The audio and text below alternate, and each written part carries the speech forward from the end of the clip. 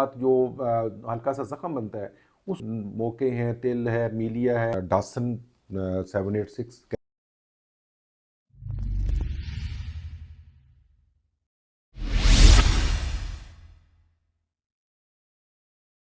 बिस्मिल्लाहिर्रहमानिर्रहीम नहमदु व नसल्ली अला रसूलिल करीम। मैं डॉक्टर हारून रशीद हूँ। मैं डर्मेटोलॉजिस्ट और एक एस्थेटिक फिजिशियन हूँ।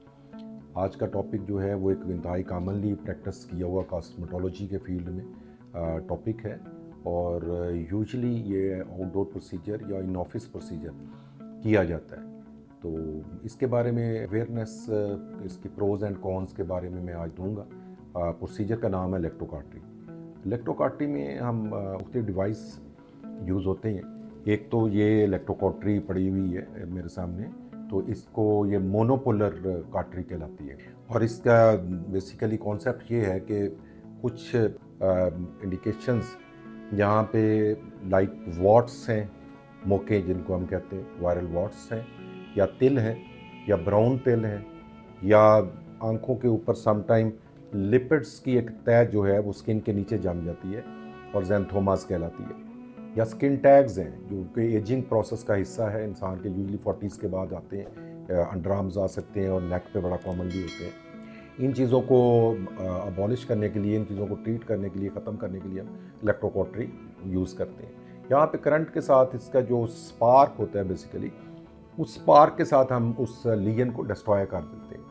अब मीलिया है, मीलिया भी बहुत कॉमनली इसके साथ हम इसको, बच्चों में तो मुश्किल होता है इसे ट्रीट करना, लेकिन अगर बड़े लोगों में, अडल्ट्स में अगर मीलिया है तो वहाँ पे भी हम इसको यूज़ कर सकते हैं। और छोटे मोटे जो हैं वो आप प्री कैंसरस लीजन्स हो सकते हैं, वो उनको भी ट्रीट किया जा सकता है। या स्मॉल फाइब्रोमाज होते हैं बिनाइन किस्म के, उनको भी ट्रीट किया जा सकता है इनके साथ। बस सिंपल अल्फाज में कि ये हम इसके साथ इलेक्ट्रिक करंट के साथ इसको या इलेक्ट्रिक स्पार्क के साथ इसको जला देते हैं।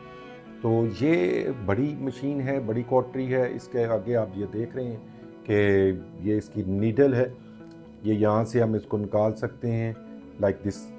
वो एक री इंसर्ट इसको किया जा सकता है लाइक दिस और इसको टाइट कर दिया जाता है। उसके बाद इसका कनेक्शन यहाँ पे है और ये इसका चेंज ओवर है। यहाँ से हम इसको करंट को ज़्यादा या कम कर सकते हैं, 1 2 3 4 से लेकर के 10 ग्रेड्स तक।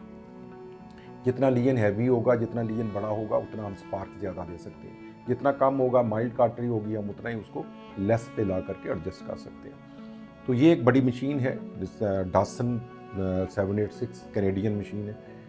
तो इसके साथ हमने बेसिकली उस लीजन को, उस टारगेट को साफ़ करके और उसके ऊपर हम पायोडीन से साफ़ कर देते हैं और एक पायोडीन की एक मामूली लेयर भी ऑब्वियसली वहाँ पर रह जाएगी। वो इंटरफेस होना ज़रूरी है ताकि इसकी जो ये इलेक्ट्रोफल्ग्रेशन या जो स्पार्क निकलना है, वो इंटरफेस की वजह से वो स्पार्क निकले और वो लीजन को डिस्ट्रॉय कर सके। तो इसके साथ एक दूसरी ये मशीन में आपके सामने है, ये गैजेट है। तो ये प्लाज्मा पेन कहलाता है। ये बिल्कुल वही काम करती है जिस तरह से मैंने पहले गुजारिशात की हैं कि 7-8 इंडिकेशंस हैं उसके लिए। और इसको हम यहाँ से ऑन कर लेते हैं, लाइक ये रेड इसका ऑन हो गया, रेड बटन ऑन हो गया।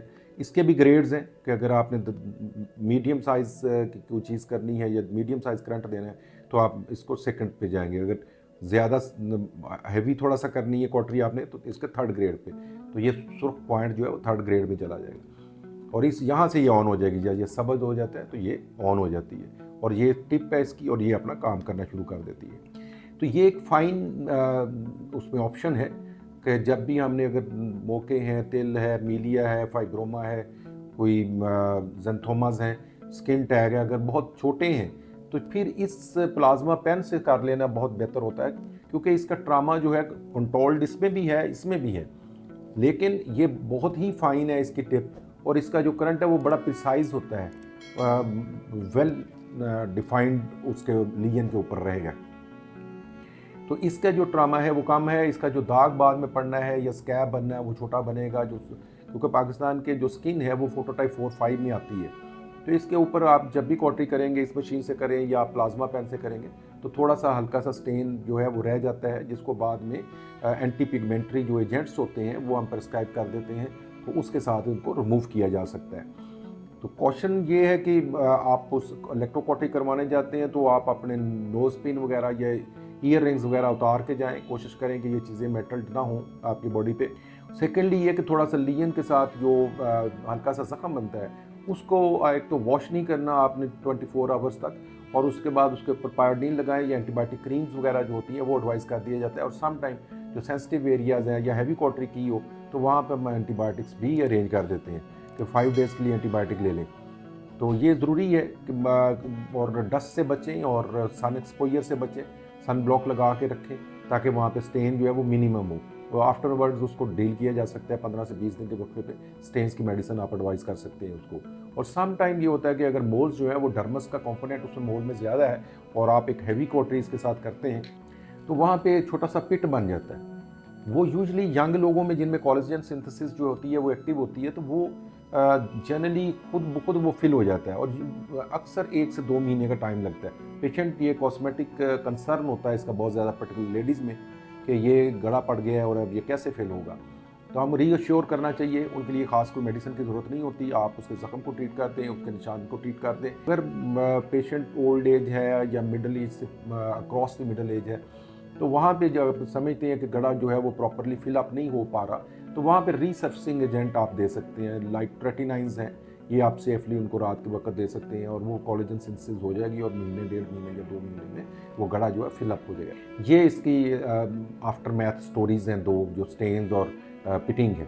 तो ये प्रोसीजर सेफ हाथ में आप करवाएं हमेशा और डॉक्टर के पास डिस्कस कर लें, उसकी हैवी कॉटरी करनी है इस तरह की मशीन से या फाइन कॉटरी करनी है लाइक विद प्लाज्मा पेन। तो ये आप वो इल्म होगा तो आप अपने डर्माटोलॉजिस्ट से बेहतर तौर पे डिस्कस कर पाएंगे और इसके प्रो कॉन्स जो हैं उनको भी मद्देनज़र रखेंगे। Thank you very much for watching.